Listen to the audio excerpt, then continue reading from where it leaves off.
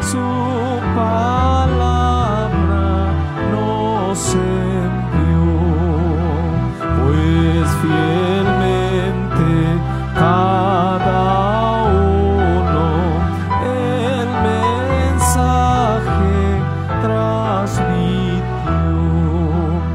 En el mundo tormentoso, roca firme su voz. Dios no cambia, Dios nos ama y su gloria verá. Dios nos habla por su Hijo, el Eterno se encarnó. Él es uno con el Padre y su gloria reveló. Cristo dijo: soy la vida, el camino, la verdad. Al que crea en mi nombre, vida eterna le daré. Por su Espíritu Dios habla, nos ayuda a entender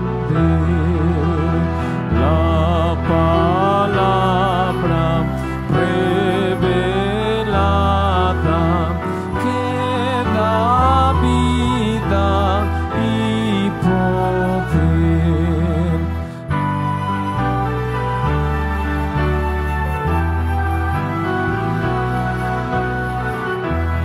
La Biblia adorará, ilumina nuestra mente y renueva nuestro ser.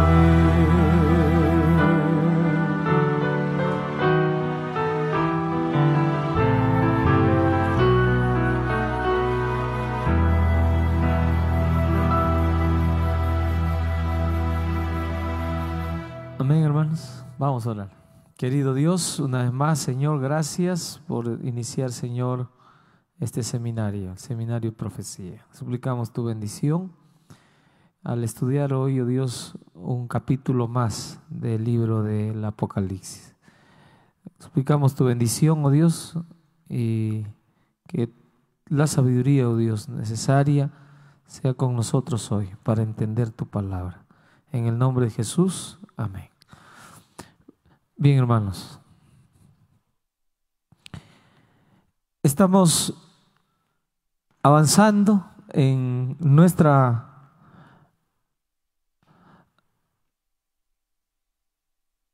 forma de ver, hermanos, la Biblia, especialmente en el estudio de la Biblia del libro de Apocalipsis, una profecía constante que venimos desarrollando ya desde el año pasado a medio año con estas temporadas del libro del Apocalipsis. Vamos hoy a mirar en la primera parte, vamos a completar lo que el sábado pasado dejamos quizás ahí muy rápido, y de ahí entraremos a lo que es el tema anunciado, que es los 144,000.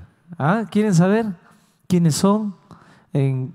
¿Cómo es esta situación? Vamos a ver qué es lo que la palabra del Señor tiene para nosotros en Apocalipsis capítulos 7 y 14, que son los capítulos que hablan de los 144,000. Pero antes vamos a mirar este momento que la semana pasada veíamos en la iglesia, hermanos, cómo se desarrollaba la iglesia y cómo la iglesia va a quedar con un color medio pálido. ¿Está bien? El caballo de color, ¿qué dice? Color amarillo. ¿Se acuerdan? va a representar una etapa triste de la iglesia. La etapa donde el cristianismo iba a ser, hermanos, prácticamente escondido. Es decir, la Biblia pasaría una etapa triste. ¿Cuál va a ser la etapa triste de la Biblia? Cuando no se lo podría estudiar, no se lo podría tener libremente. El cristianismo, en su afán de evitar que la gente se rebele, estoy hablando del cristianismo romano, en el afán de que la gente no se rebele a ellos y que se vuelvan obedientes, ¿qué hizo? ¿Qué hizo? Prohibió la lectura de la Biblia. Quitó la Biblia, y Apocalipsis ya lo había anticipado. Qué hermoso es que Apocalipsis ya había anticipado. Daniel ya lo había dicho. O sea, no estaba actuando la historia, y esto por favor traten de ponerlo bien claro en su mente. La historia no se maneja al azar. No es que la historia solita va transcurriendo y las cosas van pasando así de casualidad. Felizmente, ustedes que están llevando el curso Apocalipsis están entendiendo que no hay casualidad. Aquí simplemente hay un orden. ¿Y cuál es el orden de las cosas? Que todo estaba ya establecido. Ahora vamos a mirar. Aquí vamos a buscar Daniel 7:25. En Daniel 7:25, nosotros encontramos la declaración muy importante de la palabra del Señor. Esta declaración dice que el Señor, cuando vio, hermanos, allí de Daniel la profecía, nos dijo algo interesante. Dijo que este poder cruel que tomaría el control a partir de la cuarta iglesia, a partir de la iglesia donde andaría nuevamente un jinete que se llamaba muerte. Ahí estaba sentado. ¿Está bien? Que traería una espada para quitar la paz de la tierra. Ese jinete de Apocalipsis capítulo 2 que aparece en el cuarto sello con la iglesia de Tiatira va a representar a un poder que venía nuevamente a quitar la paz de la tierra. Y en ese sentido, entonces vamos a imaginar un poquito aquí el transcurrir de la historia. Miren acá, tenemos aquí a Babilonia. Miren, es importante esto. Babilonia es una figura aquí. Cuando Nabucodonosor ve que Babilonia es la cabeza. ¿Cómo se llama la cabeza de toda la estructura profética? ¿Cómo se va a llamar? Babilonia. Yo voy a dibujar acá mi estatua de Nabucodonosor. ¿Está bien? A ver, vamos a ver cómo nos va. Acá con unos músculos, ¿no? Y aquí tenemos nosotros la estatua de Nabucodonosor. Esta estatua, que me está saliendo muy grande, creo, va a quedar un poco los pies, ¿no? Ya está, sí, está bien.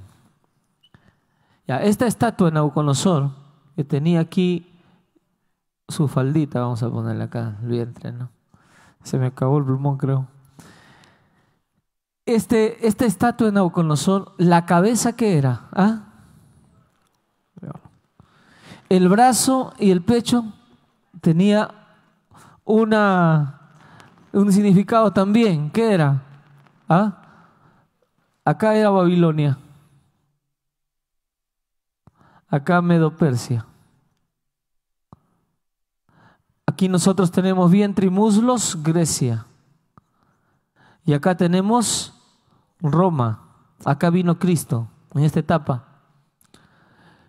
Pero la profecía decía que no iba a ser posible que después de estos 4 imperios aparezca un imperio más. El siguiente imperio que llegaría a los pies y derribaría recién toda la estatua sería un imperio que jamás sería destruido. Y Daniel dejó claro las cosas, que así se unan con elementos diversos a querer unirse y hacer nuevamente un imperio grande.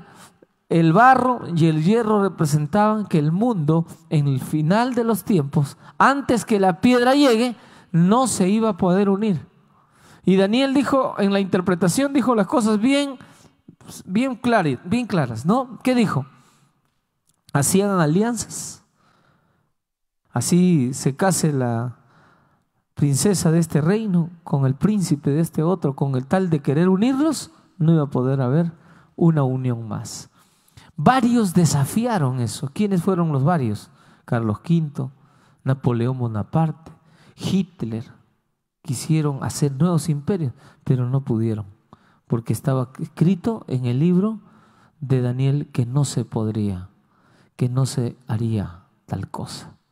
¿Está bien? Tuvieron que reconocer algunos de ellos más adelante, decir que Daniel los había prácticamente condenado. Nadie puede hacer un imperio más. No hay forma, no existe la posibilidad. Si en algún momento ustedes dicen, aquí en la tierra va a haber un país que va a conquistar todo y va a ser un imperio, ya no. Miren nada más cómo está el mundo hoy. ¿Se ha cumplido la profecía o no se ha cumplido? ¿Se ha cumplido o no se ha cumplido? ¿Ah? Todo, hermanos. Solamente ¿qué falta? ¿Ah? La piedra. ¿Y estamos viviendo en un mundo totalmente dividido? ¿Sí o no? Sí. Hermanos, esta es la realidad. Esta es la realidad. Nosotros vivimos este momento profético tal y como la Biblia lo ha señalado. No va a haber forma de que entre otro imperio. ¿Por qué les digo esto, hermanos? Porque ¿saben qué ocurre? Que Daniel no se queda con la estatua, aunque la estatua es base y hasta ahora está de pie. Recuerden, esta estatua ¿se ha caído? ¿Se ha caído la estatua? ¿La estatua ya está tirada abajo? ¿Está deshecha? No. La estatua sigue de pie y seguirá de pie hasta que venga la piedra. ¿Quién es que va a derribar esa imagen, hermanos, que creó Dios ahí en esta profecía? La segunda venida de Cristo. No es solo la segunda, hasta podemos decir la segunda y la tercera venida de Cristo. Porque dice que cuando termina de chancar esa piedra a la imagen y derribar todo, hermanos, ¿qué ocurre? Se forma un monte que no va a ser jamás, y forma un reino que jamás será destruido. Interesante, ¿no? ¿Cuántas veces va a venir Jesús? ¿2 veces? No, 3 veces. Y esto es importante porque todo lo que hace Dios va ligado siempre a esta promesa, a este énfasis, a esta intervención. ¿Está bien? Ahora, pero ¿qué nos dice, hermanos, que la imagen está de pie? ¿Qué nos dice esto? Por eso que saben que agarra Juan y recibe la visión de Dios y Dios le dice, este mundo final se llama Babilonia. ¿Por qué le dice se llama Babilonia? Porque sigue, pues, Babilonia está ahí. ¿Y quién es la cabeza? ¿Y qué significa Babilonia? ¿Ah? Confusión. Y al lado de Babilonia, Medo-Persia, Grecia, Roma, hay una cantidad de doctrinas que tendrían que tener el mundo, de enseñanzas que el mundo al final tendría y que llevarían a la ruina total al ser humano. Entonces miren, aquí aparece un león. Cuando Daniel explica, aparece un león con alas de águila, 2 alas de águila. Aquí aparece un oso, aquí aparece un leopardo con 4 alas y que después le salen 4 cabezas. Y aquí una bestia espantosa y terrible que va a representar a Roma. Pero cuando llega allí a Roma, Roma está el imperio de hierro, ¿cierto? Y hay un monstruo con hierro. Comienza Daniel a explicar que al final de los tiempos la bestia tendría 10 cuernos, que van a ser los 10 dedos de los pies. ¿Y qué va a pasar en esos 10 cuernos? Que representaban a los 10 dedos de los pies. Que iba a surgir un cuernito, un cuerno pequeño, que iba a ir creciendo, hermanos, poco a poco, chiquito. ¿Y que cuántos cuernos iba a derribar? A 3. Aparece nuevamente el 3. Este poder del cuerno pequeño derriba 3. Y entonces, ¿cuántos cuernos quedan, hermanos? Con el cuerno pequeño incluido, que se hace grande. 8. Es interesante, ¿no? Pero aquí aparece este simbolismo. ¿Y qué significa eso? Que este cuerno pequeño tendría una pretensión divina. Aquí me dice que el cuerno pequeño tendría una pretensión de querer un lugar como imperio. Y entonces nosotros hemos contado que Daniel da el texto clave para entenderlo. ¿Qué iba a hacer el cuerno pequeño? Vamos a ver, Daniel 7:25. ¿Todos lo tenemos? ¿Qué dice? Hablará palabras contra el Altísimo, y a los santos del Altísimo quebrantará, y pensará en cambiar los tiempos y la ley. Bueno, hay 3 obras allí, ¿no? Hablará palabras contra el Altísimo. ¿Cuál es la otra obra? A los santos del Altísimo quebrantará. Su obra es una obra de persecución. ¿Y qué más dice? Y pensará en cambiar toda la Torá, toda la ley, todo lo que Dios ha establecido. Pensará en cambiar el sábado, un día. Pensará en cambiar toda la ley. Este cuerno pequeño sería un poder que vendría con una triple misión. Su misión era una misión agresiva. Y aquí nomás nosotros podemos agarrar estas 3 misiones y concordarlas con los mensajes de los 3 ángeles, que va a comenzar ya, vamos a comenzar hoy día a mirar algo y vamos a entender de qué se trata. Estas 3 misiones también podríamos agarrar con las 3 doctrinas: la doctrina de los nicolaitas, la doctrina de Balaán y la doctrina de Jezabel, y las podemos unir, y entonces podemos decir que aquí se encuentra también el meollo, el propósito del enemigo a lo largo de la historia. Todo está ahí. ¿Cuántas doctrinas tenemos, hermanos, aquí en las 7 iglesias que han luchado contra el cristianismo y contra Dios? 3. ¿Cuáles son esas 3 doctrinas? Balaam, nicolaitas y la doctrina de Jezabel. Y ahora nosotros encontramos a un poder que tiene 3 pretensiones. Y no solo eso, sino que Daniel nos dice que tiene 3 momentos. Y aquí lo vamos a poner. ¿Está bien? ¿Cuáles son esos 3 momentos de esta pretendida o este pretendido imperio que viene a querer luchar o tomar el lugar de Dios en esta tierra? ¿Por qué? Porque viene a poder presentarse como Dios, hermanos. Eso lo dice la Biblia. Según de Tesalonicenses capítulo 2 dice que es un poder que viene a querer tomar el control del mundo, y Dios le va a permitir a través de la profecía tener un tiempo de control para que demuestre de qué estaba hecho este poder falso. Es decir, Roma cristiana tendría un tiempo de gobierno. ¿Cuál es esa Roma cristiana que tendría un tiempo de gobierno? Nosotros entonces vamos a mirar aquí. La vez pasada vimos cuánto tiempo le da Daniel. ¿Qué dice Daniel? Y serán entregados en sus manos hasta tiempo. ¿Qué más? Tiempos y medio tiempo.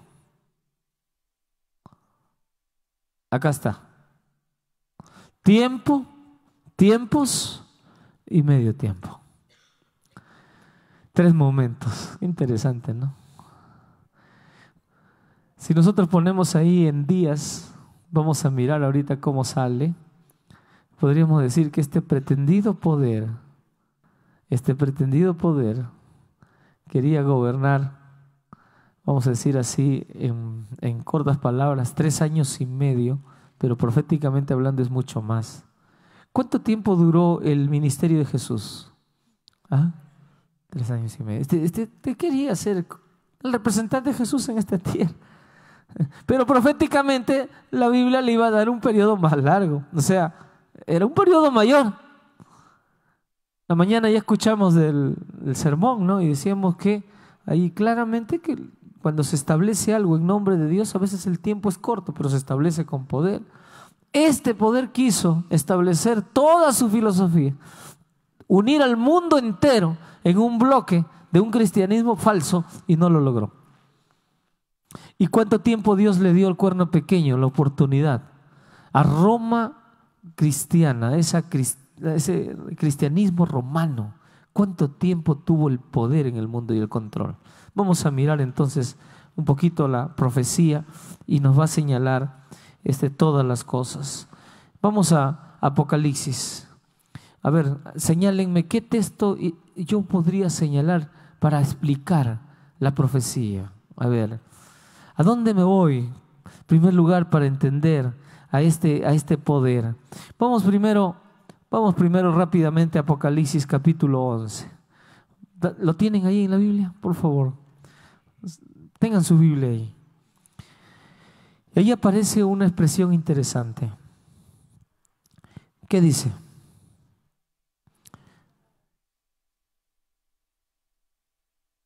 Pero el patio que está afuera, versículo 2, capítulo 11, versículo 2, déjalo aparte y no lo midas, porque ha sido entregado a los gentiles y ellos hollarán la ciudad santa. ¿Cuánto tiempo los gentiles tomarían el control? ¿Ah? ¿Cuánto tiempo? Entonces voy a poner acá el tiempo, y hermanos, y ustedes ya saben la fecha de inicio que quedó la semana pasada. Está bien, estamos hablando del 538. ¿Cuánto tiempo tendría el cuerno pequeño el dominio? 42 meses. ¿Cuánto es 42 meses? 3 años y medio. ¿Está bien? A ver, no están convencidos, creo. A ver, ¿cuánto es 3 años en meses? 36. Más medio año, 6 meses. ¿Cuánto es? 42 meses. ¿Cuánto tiempo tendría el cuerno pequeño, el dominio en el mundo? 42 meses. ¿Qué iba a pasar con la santa ciudad? La tomarían por control. ¿Quién la tomaría por control? Los gentiles. ¿Y qué pasaría con la Biblia? Cuando hablo de gentiles es que a pesar de que muestran ahí cristianismo, Dios no los consideraba así. Los verdaderos cristianos, como dicen las 7 iglesias, ¿no? Al que venciere. En cada iglesia de las 7, inclusive en Tiatira, dice al que venciere. Significa que a pesar de que esa iglesia se había transformado en una iglesia romana, cristiana, había verdaderos cristianos. Por eso la expresión dice al que venciere, al que venciere. En la primera, en Éfeso, al que venciere. En Esmirna, al que venciere. En Pérgamo, al que venciere. En Tiatira, al que venciere. Hermanos, en Sardis, al que venciere. En Filadelfia, al que venciere. Y en Laodicea, al que venciere. Siempre va a haber fieles.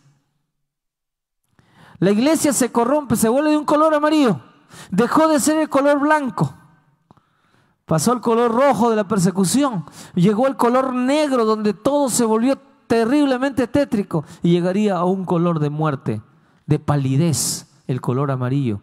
Y entonces allí este poder te tomaría el control. ¿Por cuánto tiempo? 42 meses. ¿Qué dice el versículo 3?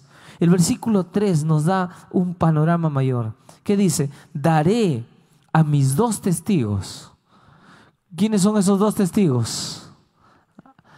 El Antiguo y Nuevo Testamento, que profeticen vestidos de cilicio. ¿Por cuánto tiempo? 1260 días. ¿Cuánto tiempo? 1260. A ver, 1260, hermanos, días. Pregunto, ¿cuánto es 42 por 30? 1260.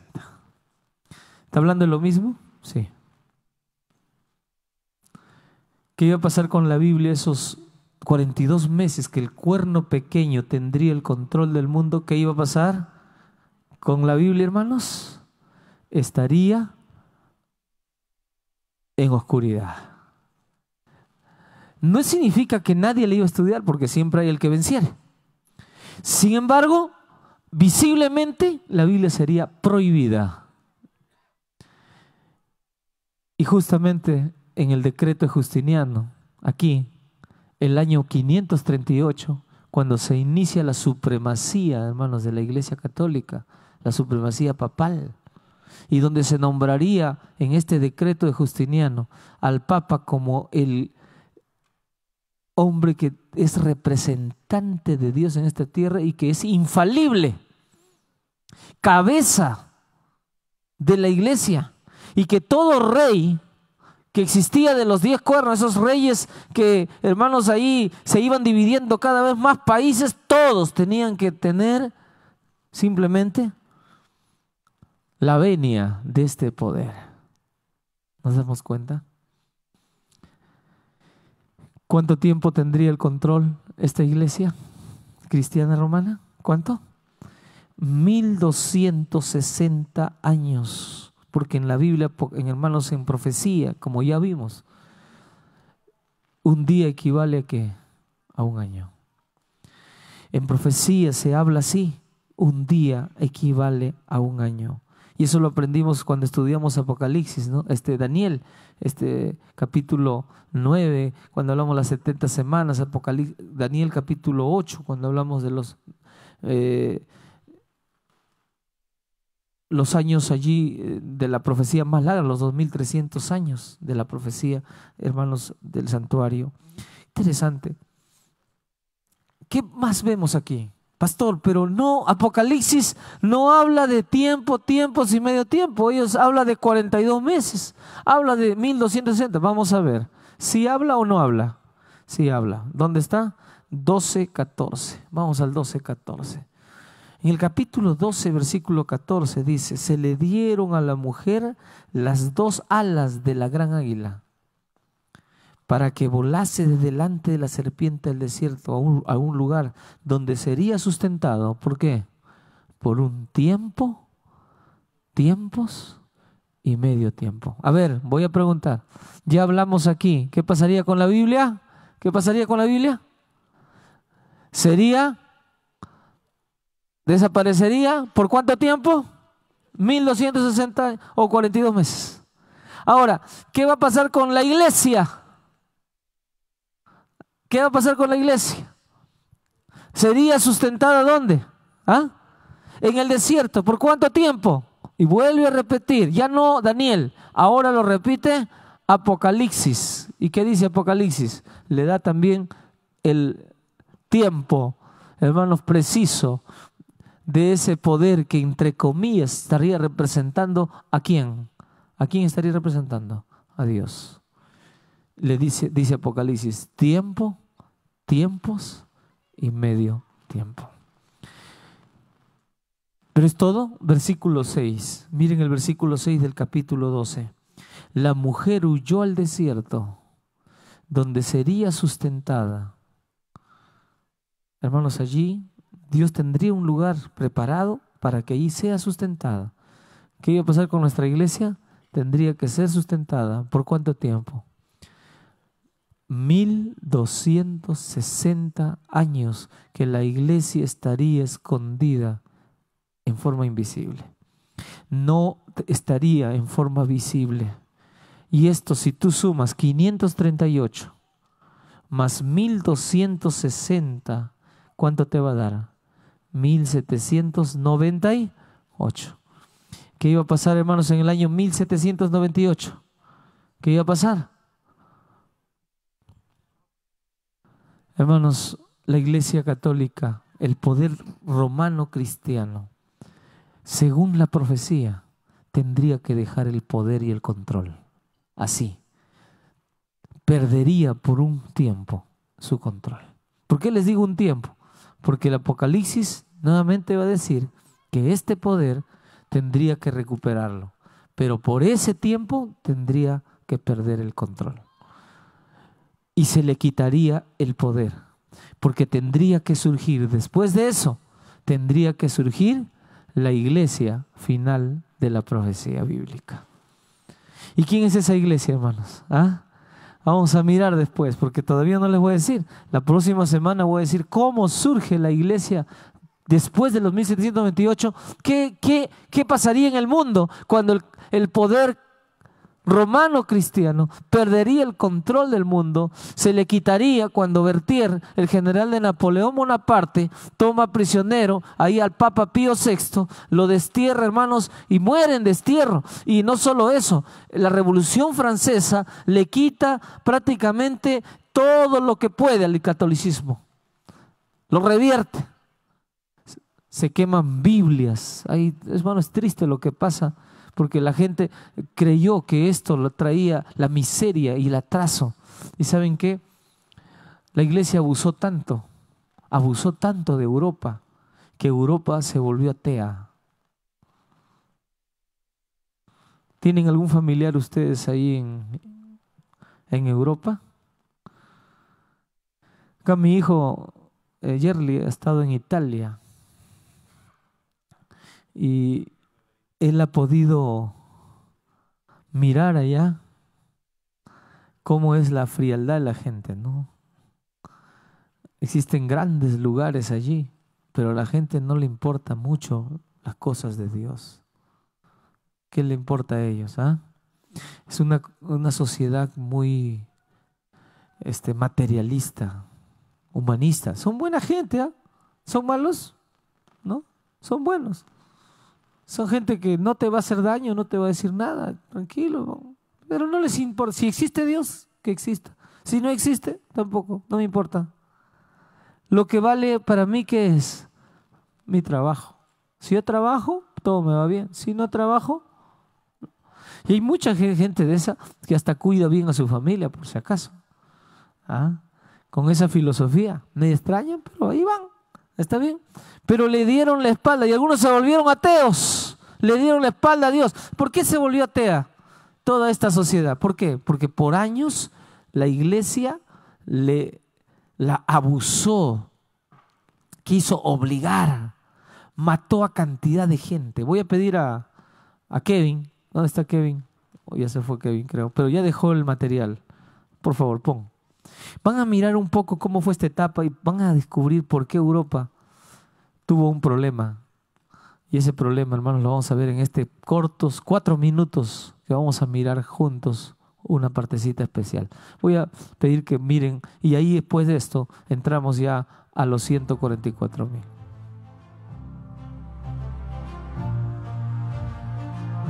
¿Quién fue Martín Lutero? Martín Lutero nació en Alemania el 10 de noviembre de 1483. A sus 22 años ingresó al monasterio agustino de Erfurt. Estaba obsesionado con el tema de la salvación, pero pronto se volvió un lector apasionado de la Biblia, que le fue dando las respuestas que necesitaba. En 1507 se ordenó como sacerdote y se dedicó a dictar cursos en la Universidad de Wittenberg. Cuando profundizó en el estudio del libro de Romanos, leía que el justo por la fe vivirá. Él sentía que la justicia de Dios cobraba un nuevo sentido. Desde ese mismo momento ya vivía internamente sus crisis respecto a las directrices de la Iglesia Católica. Esas eran las indulgencias. Que se acentuaron cuando conoció a Roma y fue testigo de una ciudad impía con pecados manifiestos.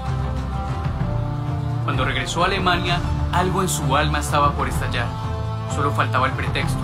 El propio Papa León X se lo dio, cuando envió a Tetzel, el vendedor de indulgencias, a recaudar dinero para reconstruir la Catedral de San Pedro. Las indulgencias eran el pago de dinero por obtener la liberación de las consecuencias del pecado en la tierra. Tetzel acusó a Lutero de herejía por contradecir la práctica de las indulgencias adoptada por la Iglesia. El 31 de octubre de 1517, Lutero se defendió públicamente de las acusaciones de herejía que le hacía Tetzel, y luego clavó en la puerta de la iglesia de Wittenberg sus 95 tesis. El escrito, que repudiaba las indulgencias y otras cuantas prácticas de la iglesia, causó revuelo de inmediato. La iglesia citó a Lutero para que se retractara, pero a pesar de la presión, este no lo hizo. Más adelante se casó y tuvo 6 hijos. Martín murió a sus 63 años.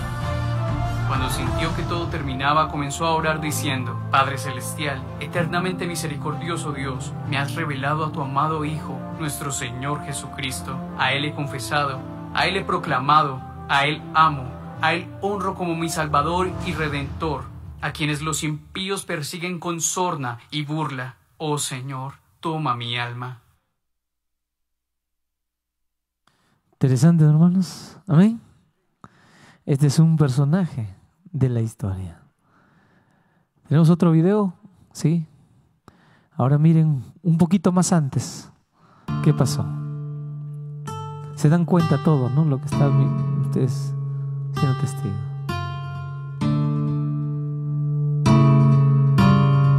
Este es Martín Lutero y Calvino.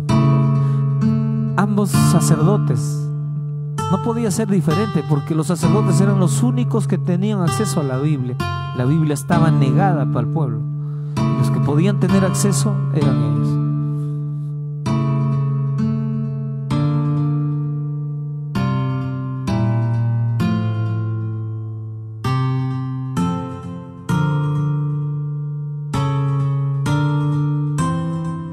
Interesante, ¿no? Juan decía que la iglesia era invisible, que la verdadera iglesia era invisible.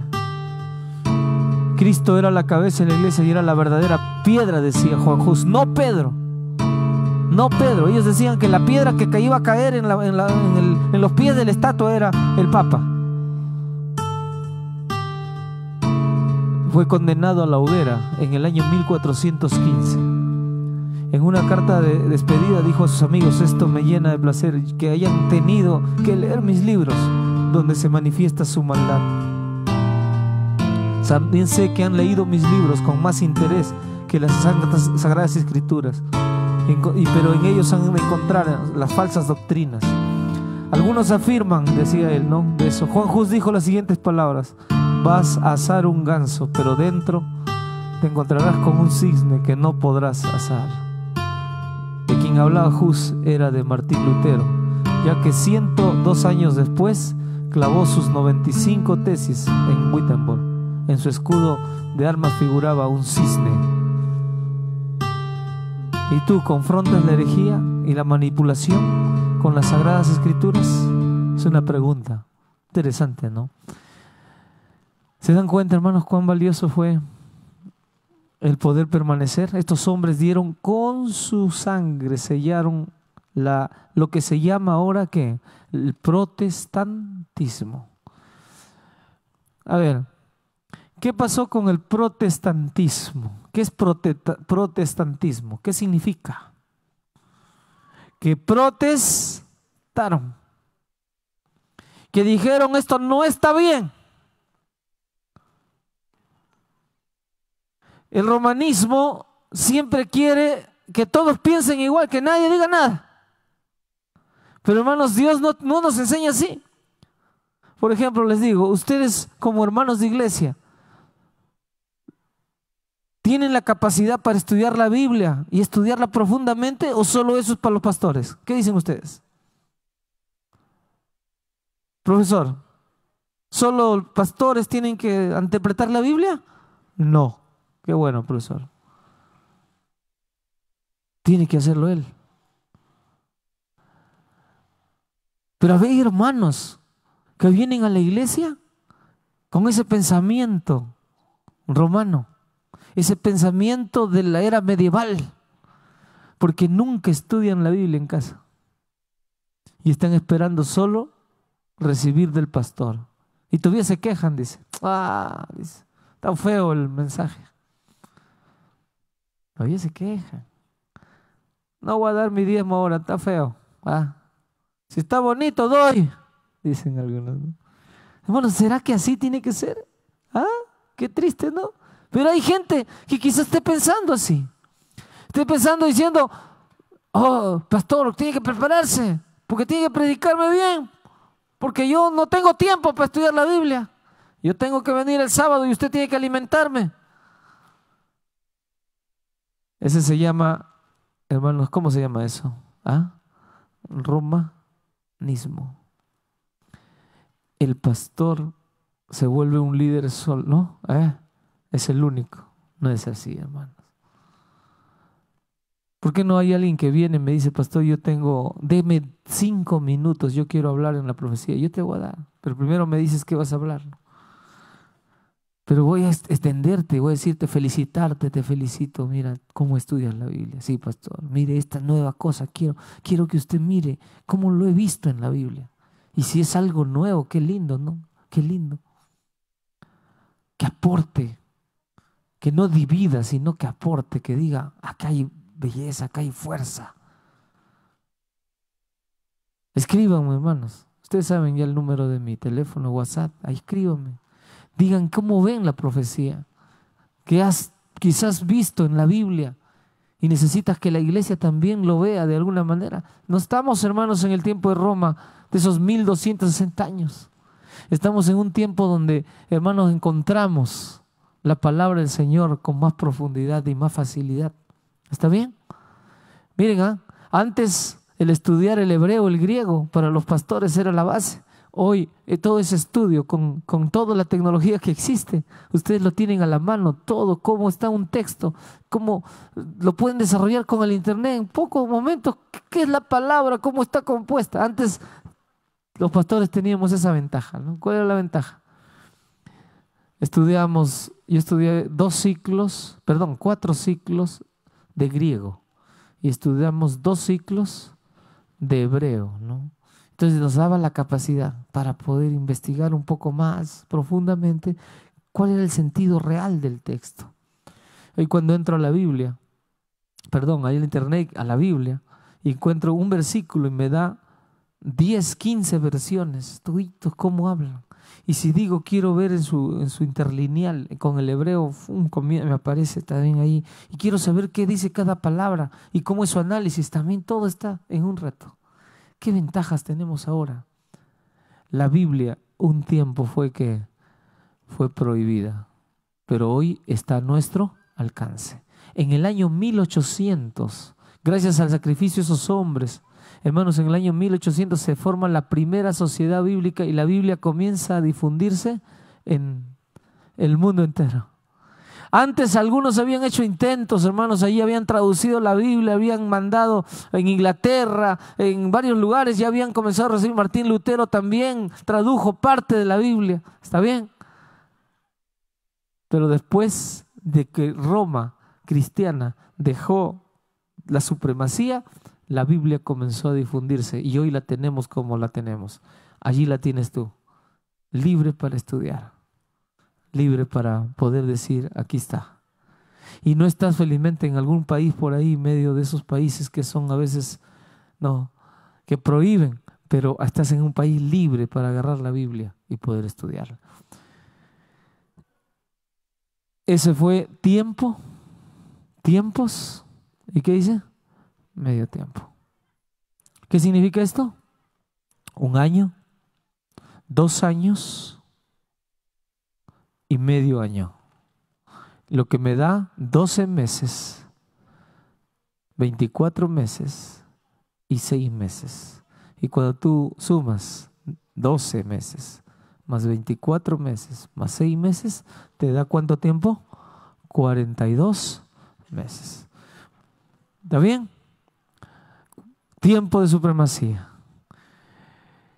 Pero hermanos, de ahí llegaría un momento especial. Vamos a Apocalipsis 7, por favor.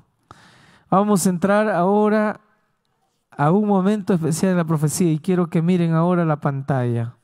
Tenemos aquí en la pantalla, hermanos. Parece que tenemos, ahí está, muy bien. Los 144,000 sellados. Vamos a mirar esto ahora. ¿Está bien? Miramos aquí y vemos allí que hay un pueblo de Dios. En el contexto de este pueblo de Dios vamos a tratar de mirar quiénes son los 144,000 sellados. ¿Quiénes son ese grupo? Y vamos a entender de qué se trata cuando el Apocalipsis capítulo 7 comienza a introducirnos un número medio extraño. Vamos a leer el versículo 4. ¿Qué dice? A ver. Tenemos en la pantalla también. Y oí el número de los sellados. 144,000 sellados de todas las tribus de los hijos de Israel. Aquí aparece un número. ¿Qué número es? 144,000 sellados de las tribus de Israel. A ver, pregunto, hermano, ¿será un número literal o será un número simbólico? ¿Qué dicen ustedes? ¿Simbólico o literal?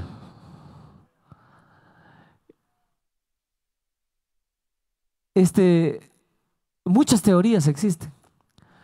Dice aquí nuestra diapositiva, dice que los 144,000 se refiere a aquellos judíos de Palestina, dice que van a aceptar a Jesús como el Mesías.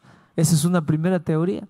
Es decir, como dice Apocalipsis 7, que son de las tribus de Israel, entonces dicen que en el tiempo final de la historia van a haber un grupo de judíos de Palestina que van a aceptar, previo a la venida de Cristo, van a aceptar a Jesús como el Mesías, van a predicar el Evangelio y van a convertir con su poder, con su palabra, van a convertir al mundo entero a través de los propios judíos en número de 144,000.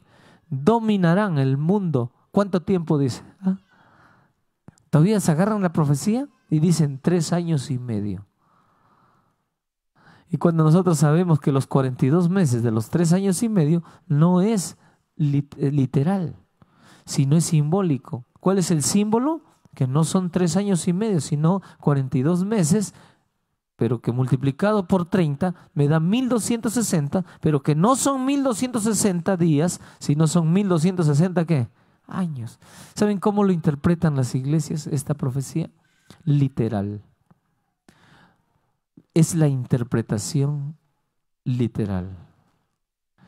Hay corrientes de la interpretación profética que son los futuristas y también los preteristas, que consideran que ese tiempo, de tiempos y medio tiempo, ese tiempo de los 1260 años, que viene a ser los 42 meses, es un tiempo literal. Literal.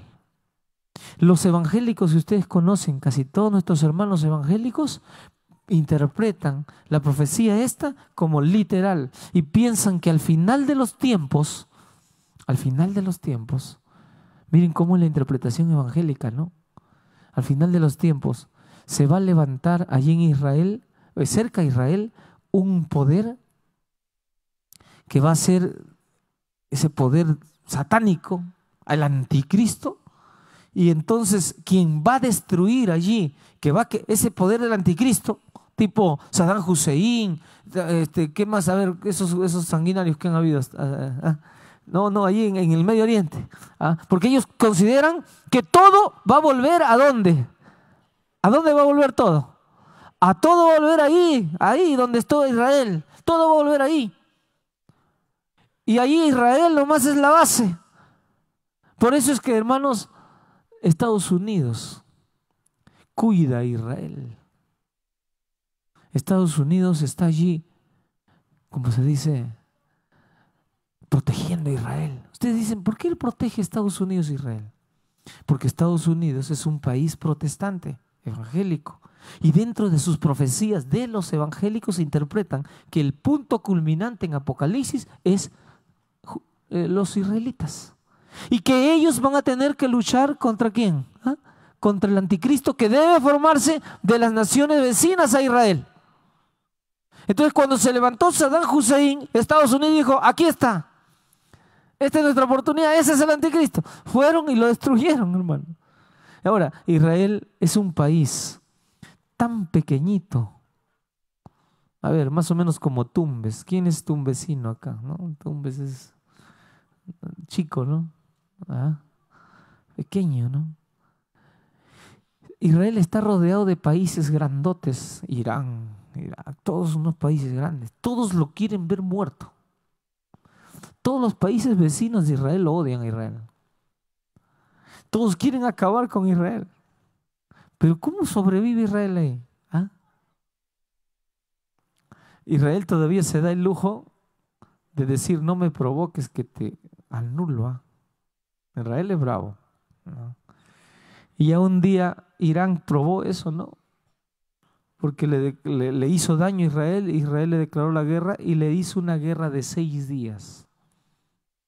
6 días lo atacó. Y el 7º día descansó. Interesante. Se conoce como la guerra de los 6 días. Busquen en internet. ¿Y podía reaccionar el otro? No. Pero ¿quién le daba todo? ¿Quién lo sustenta, hermanos, detrás de todo? ¿Y por qué lo sustenta? Por la profecía. Ustedes dirán, pastor, ¿es importante la profecía entonces? Claro. ¿Y qué están pensando de los 144,000? Algo interesante. Y no, estas son una de las formas que algunos tienen de ahí de interpretar.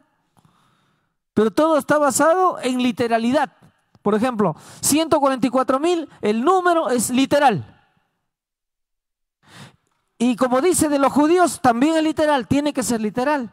No van a ser así, ¿no? El número es literal, como algunos pastores hasta de nuestra, les diga, ¿no? De nuestra denominación, en algún momento ha habido pastores que han dicho que los 144,000 son literales. Que son 144,000 exactos, que el Señor va a señalar. ¿Alguna vez le enseñaron a alguien así a ustedes? ¿Ah? Ahí está la hermana moviendo su cabeza, ¿no? Sí, ¿no? Hay también, ¿no?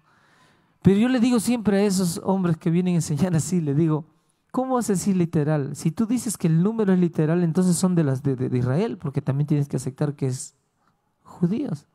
No, dicen, solo el número es literal. Lo que dice judíos ya no es literal. Ah, no, le digo, tú estás dividiendo mal. O aceptas que la profecía es simbólica, en número y en todo, o aceptas que es literal. Y si aceptas que es literal, entonces ahí está tu camino. Ahí están todas las interpretaciones preteristas y futuristas que mayormente llegan a la literalidad, a decir que eso es así literal. Hay iglesias, hay una iglesia estas que tocan la puerta, que piensan que es literal. Y cuando allí en sus iglesias les pasan la cena del Señor, no pueden tomar todos, solo toman los 144,000. Tú dices, no, yo todavía no soy, pasa al siguiente. Y por ahí uno que se atreve, tiene horas de trabajo, de visitación, es un tigre, entonces ya entra y toma, porque es parte de qué, es un testigo fiel, ¿no? Es parte de los 144. Creen en la literalidad y cuando ustedes lean los panfletos que ellos sacan, las revistas, van a mirar que es literal.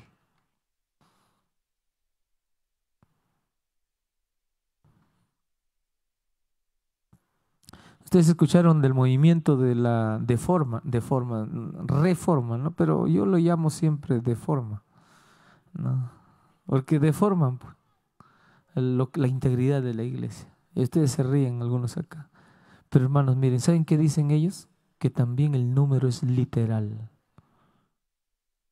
Y un día tuve que viajar, era pastor por Puquio. Puquio es un lugar más o menos de lo que es Nazca, hay que ir para arriba, más o menos unas 5 horas hasta Puquio, ¿no? Es la sierra. Y yo llegaba a la casa de una hermana allí, una familia, pero la hermana los hermanos tenían una hija que ya estaba casada con un hijito, pero él era reformista y ella era adventista, ¿no? Pero él era reformista solito casi en Puquio, no había otro. Y yo le dije, ¿y tú solito? Sí, yo cuando voy a Ica ahí me reúno con algunos hermanos más. Ah, ya le digo. ¿Y por qué no predicas? Tu iglesia no crece. No, es que somos 144,000 en el mundo nada más. No podemos. Wow, le digo, qué tremendo, ¿no? Sí, estamos buscando a los fieles adventistas para traerlos, a los fieles nomás. Los hipócritas no los buscamos. No sé si te han buscado a ti. Pero hermanos, ¿saben qué pasó? Estos movimientos siempre buscan al que ya guarda el sábado, al que ya hace todo. Ustedes van a ver a muchos disidentes por ahí que van a aparecer con novedades proféticas, que van a venir a querer decir, mire, esto es así, la profecía es así, y te van a querer jalar. Te van a querer jalar. Y yo le dije a este hombre, se llamaba Alejandro, le digo, a ver, muéstrame tu lección de escuela sabática. Y me mostró su lección de escuela sabática. Y en su lección de escuela sabática me enseñó, me dijo, este es mi material, también tenemos escuela sabática. Ah, sí, le digo, ¿tienes escuela sabática? Sí. A ver, muéstrame. Y justo estaban estudiando los 144,000. Uy, cuando me agarró a los 144,000, Dije, ahora sí, ya tengo de qué conversar con él. Y entonces comenzamos a ver la lección. Y ellos dicen, en toda literatura no puede haber palabra de ningún hombre, solo la Biblia y el espíritu de profecía. No puede hablar ni escribir nadie, porque eso es abominación. Entonces toda la lección solo es, tú no puedes poner, y entonces Elena G. White dijo, no puedes poner porque hereje, ¿no? Así. Yo le digo, oye, tu lección todo, nada de palabras de hombre, pastor, aquí solo habla el espíritu de profecía. Le digo, está bien, ¿eh? Muy bien. Ustedes dirán, pastor, eso es lo que me dijo él, no sé si ¿no? Está bien, ¿no? Pero agarramos y comenzamos a estudiar. Había días que no dormíamos, hermano. Cuando yo llegaba a quedarme una semana con ellos, porque en cada lugar me iba a quedar una semana para hacerle su semana de oración, todo, no dormíamos. Nos agarrábamos, pero en el nombre del Señor, bonito, ¿no? Sin discutir. A ver, te toca a ti, comenzaba a ver, ya terminaste, me toca a mí, con reloj. Ay, comenzaba yo, ¿no? A decirle, ¿cómo es? ¿No? No peleábamos, pero comenzábamos a mirar. Y entonces él insistía, y yo comenzaba a destrozarle sus argumentos. Y entonces él me dijo así, mira, acá la lección me dice, mire, es literal. Los 144,000 son literal. Y yo le digo, pero ¿cómo vas a decir literal? Entonces tienes que decir que son de las tribus. Sí, son de las tribus. Y entonces me sacó la Biblia en Génesis, cuando Jacob comienza a darle la herencia a sus hijos. Y me dice, mire pastor, aquí dice, mire, ¿qué le dice Dios a Rubén? Y le dice, Rubén, tú que eres poca. Y comienzan, ¿saben qué hacen ellos? Sacan las características que Jacob le da en la bendición, le da a Rubén. Y dicen, estas son las características. Tú tienes que ver si las características de tu vida se asemejan a Rubén y ya eres parte de Rubén. ¿Qué te parece, José? ¿Ah? Si miras cada uno de las bendiciones de Jacob, miras cada uno y entonces ellos han clasificado las características, dicen, estas son las características bíblicas. Y entonces dicen, si tú eres de Isaacar, entonces Isaacar tiene estas características. Entonces tú dices, oye, ¿verdad? No, yo creo que soy igualito a Isaacar. Entonces yo puedo ser de esa tribu. Y estaba tan convencido y apasionado, me hablaba. Y yo le decía, pero mira la lista que da Apocalipsis de las tribus. Y es una lista diferente. Sí, pastor, pero no, por acá. Yo le digo, mira, escucha, esta es la posibilidad de la interpretación. Y hermanos, ahora vamos a ver quiénes son los 144,000. Vamos a ver otro. A ver si avanzamos. Los que insisten en que los 144,000 son judíos literales, sostienen que la aplicación a cristianos que constituye el Israel espiritual no concuerda con la división en 12 tribus específicas. Sin embargo, si hay que tomar literalmente hijos de Israel, ¿qué razón se opone para no tomar literalmente también los versículos 5, 8 y 14, 1 al 5? Vamos a mirar, por favor, no pierdan ahí esa diapositiva. Vamos a 7, versículos 5 al 8. ¿Qué dice? A ver, vamos a buscar, hermanos. Dice así: de la tribu de Judá, 12,000 sellados. De la tribu de Rubén, 12,000 sellados. De la tribu de Gad, 12,000 sellados.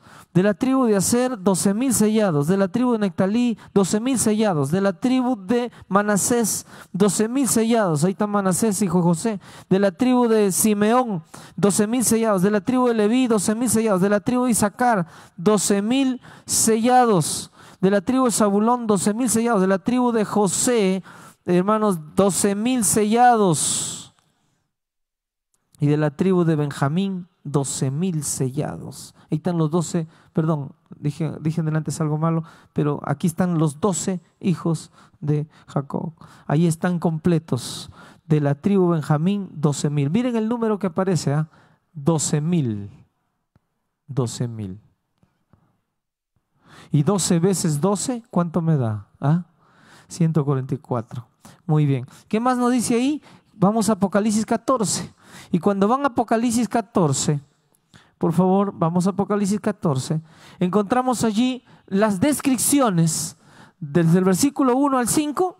Entonces, si tú aceptas, escuchen, si tú aceptas que el número es literal, que el número es literal de los 144,000, también tienes que aceptar que las características de Apocalipsis 14, 1 al 5 son literales, porque tienes que considerar que todo es literal. Entonces, yo les voy a decir que hay algunas iglesias que sí lo consideran literales. Miren, leemos el capítulo 14. ¿Qué dice?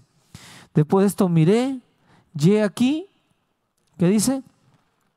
El Cordero estaba en pie sobre el monte Sión y con él 144,000 que tenían el nombre de él y el de su padre escrito en su frente. A ver, primera cosa que tienen que tener, como es literal, tienen que tener acá ¿cuánto? Un nombre escrito, está difícil. Ya vamos a imaginar, ya te voy a perdonar, eso es simbólico. Ya vamos, eso es simbólico. Porque no te voy a escribir como la vaca acá tu nombre, así, ¿no? Con fuego tengo que escribírtelo, ¿no? Ahí te pongo un nombre especial, ¿no? Pero ¿quién lo pone ese nombre? Dios. Vamos a imaginar que todavía eso Dios lo va a hacer más adelante. Vamos al versículo 2. Y oí una voz del cielo como estruendo de muchas aguas y como sonido de un gran trueno. Y la voz que oí era de arpistas que tocaban sus arpas. Versículo 3. Y cantaban un cántico nuevo delante del trono y delante de los 4 seres vivientes y de los ancianos. Y nadie podía entender el canto, sino aquellos 144,000 que fueron redimidos dentro de la tierra. Estos son, y ahí viene la literalidad, atentos a la literalidad exacta, ¿no? ¿Quiénes son los 144,000? Según este texto, los que no se contaminaron ¿con quién? Con mujeres. Y aquí entra el celibato. ¿Van a entender ahora? ¿Quiénes han entendido literal esto? La Iglesia Cristiana Romana. ¿Qué dijo la Iglesia Cristiana Romana? O sea que la mujer nos contamina. Pero no solo la mujer, el sexo contamina. Entonces, el que quiere ser líder y de los 144,000, ¿qué tiene que hacer? No casarse. Y no se casan, pobrecitos. Se pierden lo mejor de la vida, no se casan. Y entonces hacen que las mujeres también, que quieren ser puras y todo, siguiendo este consejo, dicen, tampoco deben casarse las que sirven a Dios. Y también entran un grupo allí grande de mujeres que también se meten a un claustro y no se casan. Porque están agarrando ¿qué texto? Están agarrando Apocalipsis 14 como algo literal. ¿Qué dice? No se contaminaron con mujeres. El grupo especial de los que han de liderar el encuentro con Jesús, según dice aquí, los que han de tener el encuentro personal con Cristo, son vírgenes.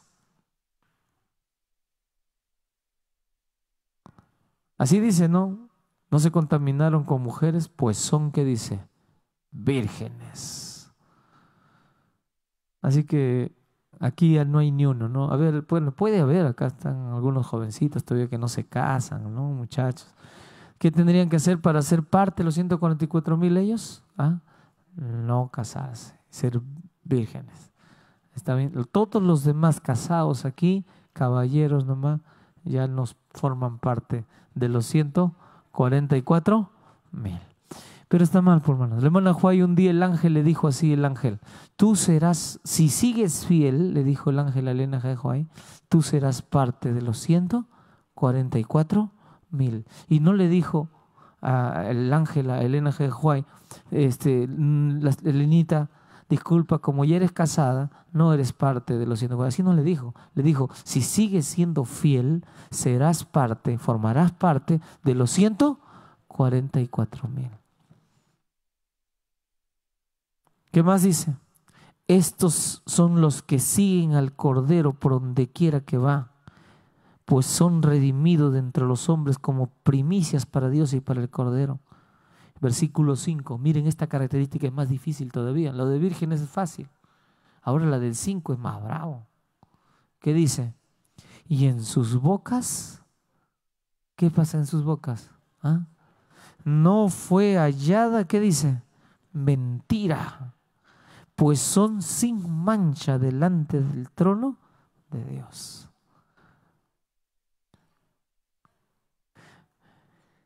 Yo trato de mirar en la Biblia muchos personajes que Dios los ha considerado brillantes. Y claro, hay muchos que no encuentro casi nada de malo. Por ejemplo, del que prediqué en la mañana, de José. Casi en la Biblia no encuentro algo que él haya hecho malo. A excepción de probarlo a sus hermanos, hacer así una pruebita para ver si estaban arrepentidos, ¿no? Pero después encuentro, ¿no? De Juan el Bautista puedo encontrar por ahí, como predicó también el pastor Alaña, un asunto de que dudó en algún momento, le mandó a preguntar a Jesús, ¿eres tú? Tenemos que esperar a otro, un poquito, ¿no? Pero no había hombre. Pero ¿habrá sido que esos hombres no han tenido en ningún momento esta falta? No se sabe, pero muy probable que sí. Porque la Biblia dice así, no hay justo, ni aún, ¿qué dice? Uno. ¿Cuántos justos? A ver, ¿qué dice la Biblia? A ver, nuevamente, no hay justo, ni aún uno. Si decimos que no tenemos pecado, nos engañamos, ¿a quién? A nosotros mismos. Entonces, ¿esta característica es literal o es simbólica? ¿A quién representan las mujeres? Entonces cuando tú entras a mirar Apocalipsis, te comienzas a dar cuenta que hay una riqueza mayor que tienes que todavía escarbar. ¿Está bien? Así que queda a un lado la posibilidad, escuchen hermanos, de que los 144,000 sean literales. La Iglesia Adventista del Séptimo Día rechaza esa interpretación, diciendo que no es la interpretación correcta decir que los 144,000 es un número literal y que todas las características tienen que ver con literalidad. No es así. ¿Está bien? ¿Amén? Ahora les pregunto, ¿pero la Iglesia Adventista tiene una interpretación ya definida de los 144,000? ¿Ya está definida la posición? Ya puedes leer, entrar allí a un lugar en internet o en un libro y decir, esta es la posición de la iglesia. ¿Qué dicen ustedes? Y saben que hay muchos adventistas aquí sentados quizás que piensan que sí, ya debe haber algo. Pero yo les voy a dar una noticia bastante triste. Todavía la iglesia no ha dicho, esta es. Pero la iglesia tiene 3 posibilidades que están manejándose, pero no hay una posición oficial. A veces cuando alguien me escucha por allí me dice, usted pastor está mal porque vino un pastor y nos dijo que los 144,000 son aquellos, estos. Y lo ha dicho amargo todavía, pastor, así que eso es la verdad. Y yo le digo, bueno, así lo haya dicho amargo, lo haya dicho feliz, él no puede, ningún pastor puede todavía decir eso. Lo que podemos hacer los pastores es mostrar las 3 posibilidades y decir, hermanos, son 3 posturas, las 3 hablan, las 3 interpretan. A mí me parece esta más correcta, pero no yo definirla, decir, esta es, porque a mí me parece que es la mejor todavía. ¿Amén, hermanos? Ahora, las 3 no me determinan que si yo acepto una de ellas, ya no me salvo. Que si yo algo, si tengo que ascender, tengo que saber quién es para salvarme. Tienes que saber quiénes son los 144,000 para salvarte. ¿Qué dicen ustedes? ¿Va a valer para tu salvación el hecho de saber quiénes son los 144,000? No. Puede cambiar en algo tu vida, saber quiénes son los 144,000. ¿Te puede dar más fe el hecho de saber quiénes son los 144,000? No. Pero hermanos, conforme pasen los días, tú vas a ir entendiendo. Y un día Dios te ha de señalar el camino que va a seguir ese grupo de personas. Yo les voy a mostrar. No sé si ustedes quieren que les muestre las 3 posiciones o no. ¿Ah? ¿Sí? No quieren, creo, ¿no? Sí, sí. Amén. Ahí está, mi hermano. Pero les digo, hermano, usted no va a ser parte de los hermanos. Ah, mentira. Sí va a ser parte, hermano. No se sabe. ¿Saben quién sabe? ¿Ah? Totalmente Dios. Pero yo voy a mostrarles las posiciones. A ver si avanzamos una diapositiva más, hijo, ya, mientras arreglan ahí. Además de que los judíos perdieron hace mucho sus distinciones tribales, la probabilidad sumamente remota de que en realidad haya un número igual de redimidos de cada tribu, pero ni uno de Dan, que también era hijo, y el requisito de que todos sean célibes es casi imposible. Pondrían a prueba la credulidad de cualquiera. Sin embargo, si los 144,000 no son judíos literales, sino israelitas simbólicos, el Israel espiritual, la iglesia cristiana, entonces las divisiones de las tribus y otros detalles también figurados y desaparecen las dificultades. No tiene nada que ver con Israel, ¿está bien? Es un Israel espiritual y el número es simbólico y está esparcido por diversos lugares. Y no, hermanos, aquí hay que buscar a vírgenes ni nada por el estilo, porque todo tiene un símbolo que explicarse. Avanza, por favor. La falta de una información más definida, como la que necesita para llegar a conclusiones dogmáticas sobre ciertos puntos, ha llevado a muchos a destacar no quiénes son los 144,000, no quiénes son, no, sino cuál debería ser nuestro énfasis. La clase de carácter que Dios espera que posean y la importancia de prepararse para pertenecer a esta multitud intachable, porque no son 144,000 literales, sino esta multitud que representa este número, que podrían ser el doble, el triple, no sé cuántas veces más.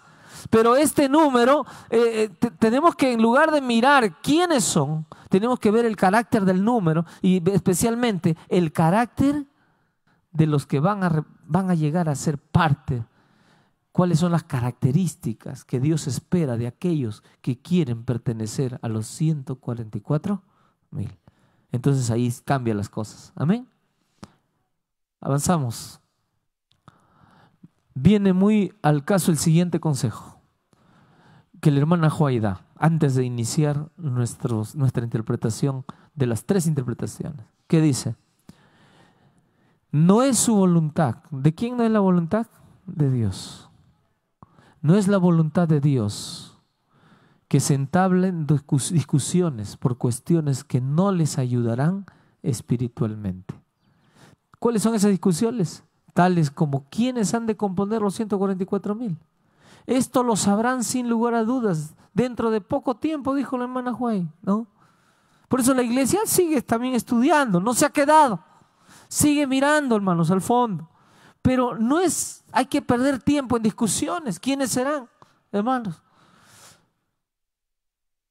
Pero un día el Señor sabrá, hermanos, cuándo señalarnos. Y ojalá que todos un día nos sorprendamos cuando Él diga, esto era así.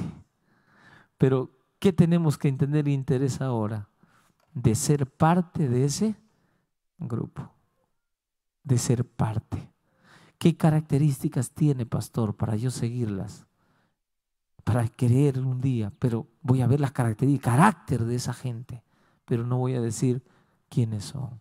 A ver, avanzamos, uno más. El capítulo 6:17, cuando nosotros analizamos Apocalipsis, termina con una declaración, porque el gran día de su ira ha llegado, ¿y quién podrá sostenerse en pie? Y entonces ahí va una explicación. ¿Quiénes son los que pueden sostenerse en pie? Entonces comienza la explicación de los 144 ¿Entienden? Vamos a ver, avanzamos uno más, por favor, ahí, hijo. Antes de abrirse el séptimo sello, Jesús interrumpe la profecía. Los 7 sellos nos van llevando y antes que se abra el último sello, se abre, hermanos, allí un paréntesis grande. Interludio entre lo que va a ser el último sello, el sexto y el último séptimo sello. Entonces, ¿qué va a pasar allí? Se interrumpe la profecía y se dedica todo el capítulo 7 para explicarnos quiénes son los salvos. ¿Quiénes son los salvos? Avanza, por favor. Y ahí comienza la explicación. Y yo voy a pedirles que entren a Apocalipsis 7, hermanos, todos aquí. Vamos a leer porque nos dice que todo el capítulo 7 hablan de los 144,000. Miren lo que dice el versículo 1. Después de esto vi a 4 ángeles de pie con en los 4 extremos de la tierra, que detenían los 4 vientos. ¿Está bien? Interesante, ¿no? Para que no soplara viento alguno, ni sobre la tierra, ni sobre el mar, ni sobre ningún árbol. ¿Y qué más dice? Después de esto miré, versículos 2 y 3. Vi a 4 ángeles de pie. Miren ustedes aquí, están hablándonos, primero habla de un 4, ¿que eran qué? ¿Los 4 qué? Extremos. ¿Qué más? Los 4 ángulos de la tierra. Vamos a revisar allí. Detenían los 4 vientos sobre los 4 ángulos. ¿Qué va a representar los ángulos de la tierra? A ver. Los vientos. Estaban deteniendo los vientos en los 4 ángulos de la tierra. Y de ahí aparecen los 4 ángeles. Interesante, ¿no? 4, 4, 4. ¿Cuánto da 4 esos 3? A ver, súmenlo. ¿Podrán sumarlo o no?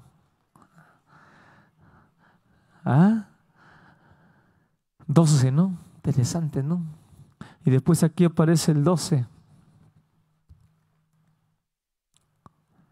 Algunos ya van comenzando a mirar. Por ahí vamos a mirar. ¿Ya? De 4 ángeles de pie en los 4 extremos de la tierra, vuelve a decirlo, y detenían los 4 vientos. Aquí están, extremos, vientos y los 4 ángeles, para que no soplase. Regresa un poquito. Ahí está. Para que no soplara viento alguno, ni sobre la tierra, ni sobre el mar, ni sobre ningún árbol, hasta que hayamos sellado en sus frentes a los siervos de nuestro Dios. Qué interesante. Ahí viene entonces la explicación. Y ahora vamos al siguiente. Ya lo hemos leído ahí. 4 ángeles sosteniendo los 4 vientos en los 4 ángulos de la tierra. En aquel tiempo, dijo Jeremías, miren Jeremías 4, 11 al 13. En aquel tiempo se les dirá a este pueblo. Ahí está, se regresó. A ver si avanzamos de nuevo hasta donde estaba Jeremías. Creo que ya vale el control. Esa es una buena señal. Ahí está, muy bien. Oye. Ahora sí. Acá está. Algo está creo, poseído por un mal espíritu acá en nuestro control. Ahora sí. En aquel tiempo se les dirá a este pueblo y a Jerusalén, desde las estériles lomas del desierto sopla un viento abrasador en dirección a la capital de mi pueblo. No es el viento que sirve para aventar ni para limpiar el trigo. El viento que haré venir es demasiado fuerte para eso, porque yo mismo dictaré sentencia contra ellos. Mírenlo avanzar como las nubes. Sus carros de guerra parecen un huracán. Sus caballos son más veloces que las águilas. ¡Ay de nosotros! Estamos perdidos. ¿Qué va a representar los vientos? ¿Qué representa, hermanos, en la profecía? ¿Qué son los vientos? Destrucción. Los juicios. de Dios. A ver, cada cosa que nosotros miramos aquí tiene una razón de ser y un porqué. Y aquí están los vientos. Los 4 vientos de destrucción no pueden venir hasta que haya una obra. ¿Cuál es la obra? ¿Quién la va a hacer esa obra? Dios. ¿Qué va a hacer Dios? Va a sellar a sus escogidos. ¿Cuántos son esos sellados? 144,000. ¿Son literales? No. Es un número simbólico. ¿Está bien? Ya hablamos de la literalidad. No puede haber literalidad. Ángeles impiden una guerra final sobre la humanidad. Hermanos, miren, si los ángeles no estuvieran deteniendo allí, no estuvieran agarrando ahí al hombre y a su maldad, el hombre ya se hubiera destruido. Ya hubiera tirado sus bombas, se hubieran tirado para acá, para allá, y en la tierra hubiera, hermanos, se hubiera remedecido. Todo lo que ustedes ven en las películas, que ellos sueñan con que pase, que el hombre ya se vuelva tan así, que todas las bombas que ha creado las comience a tirar, hermanos, los ángeles se están deteniendo. Amén. ¿Por eso? Porque no se va a acabar el mundo así. El diablo cuánto quisiera que el mundo se acabara así. Por eso él hace que se fabriquen todo eso. Está esperando ya, ¿qué quiere llevar? Pero los ángeles poderosos detienen. No se va a acabar el mundo así. Quien va a terminar este mundo no es el hombre. Dios no va a permitir. ¿Lo puede hacer el hombre con lo que está haciendo? Sí. ¿Puede arruinarse solo? Sí, se está arruinando. Está destruyendo la tierra de a pocos. Por eso el clima está así. Por eso hay en cantidad de enfermedades. El hombre se ha, hermanos, encargado de destruir prácticamente lo que Dios ha hecho. Pero si quiere el hombre destruirse solo él, Dios le ha dicho, no lo podrás hacer. No te podrás ejecutar solo. No te puedes suicidar. Yo te detengo. Y Dios lo detiene. ¿Y hasta cuándo? Dios tiene un plan. Sellar a sus hijos. A esos que no se contaminaron con mujeres. ¿Qué significa no se contaminaron con mujeres?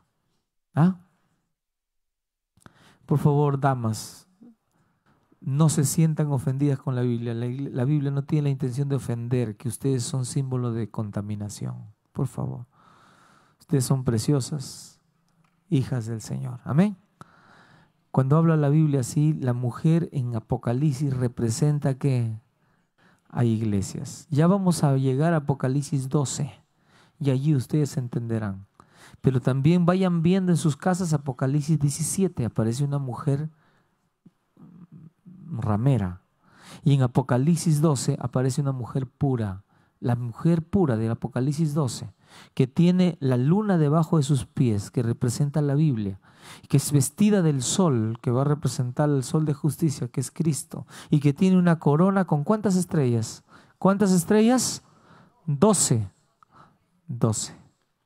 El 12 va a representar, según todos los estudiosos de la Biblia, los eruditos, los que se han dedicado a mirar todo, representa al pueblo de Dios. Por eso es que hubo 12 tribus. ¿Está bien? Por eso también hubo 12 patriarcas hasta que comenzaron a aparecer las 12 tribus. ¿Está bien? Y cuando Cristo viene aquí a la tierra, no elige uno de cada tribu. Porque había hermanos, había primos.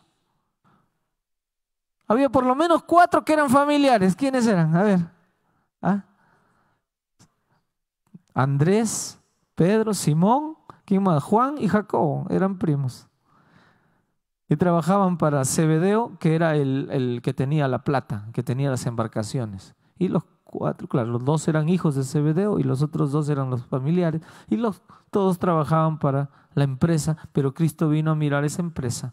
Miró a Zebedeo, miró a todos los jornaleros que tenía y entonces los llamó a 4. Y salieron de esas embarcaciones grandes y se fueron a servir al Señor. Entonces, cuando Cristo viene, elige a 12, uno de cada tribu. ¿Qué dicen ustedes? No. ¿Pero por qué pastor elige a 12? Bueno, siguiendo el esquema bíblico, el Señor Jesús quería ilustrar al mundo, y hasta ahora, que ahí hay un símbolo, que no es 12. El Señor Jesús pudo haber venido aquí y dice, voy a llamar a mis 15 apóstoles. Tranquilo, lo hubiera hecho. ¿Quién le iba a decir algo? Pudo haber dicho, voy a nombrar a mis 20 apóstoles.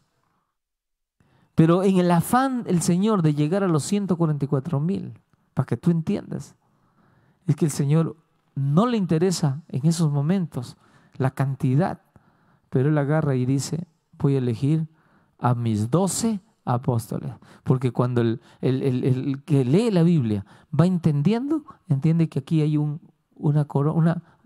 mujer que tenía, ¿cuántas? Okay. 12. Que hay una ciudad que tiene 12 lados y que hay 12 puertas. Entonces hay un símbolo al lado del número 12. ¿Qué es el número 12? ¿A quién representa el número 12? ¿A quién representa? Al pueblo de Dios. ¿Está bien? Interesante, ¿no? Cómo podemos ir diluyendo de este número. Y cuando tú hablas de 144, ¿qué estás hablando? Que ha habido simplemente 12 veces 12. 12 veces 12. Y cuando tú ves al número 1000 allí presente, porque no habla de 12, sino de 12,000, en otras palabras, me está agregando allí, ¿cuántos ceros? ¿Cuántos ceros? Hermanos, ¿cuántos ceros? 3. Interesante esto, ¿no?